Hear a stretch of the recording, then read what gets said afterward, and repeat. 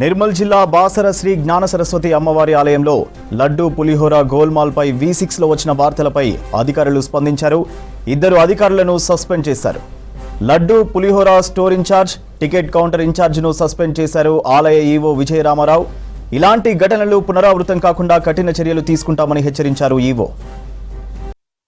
Laddu counter మరియు store నందు జరిగిన వాటి విషయమై నేను ప్రత్యేకంగా వెరిఫై చేయగా ఇక్కడికి అంటే స్టోర్ నుండి లడ్డు కౌంటర్కు వస్తున్న ఆటోలో 640 అంటే 350 ఉండాల్సినవి 640 ఉన్నాయి, అంటే 290 ఎక్కువగా ఉన్నవి పులిహోర ప్యాకెట్లు.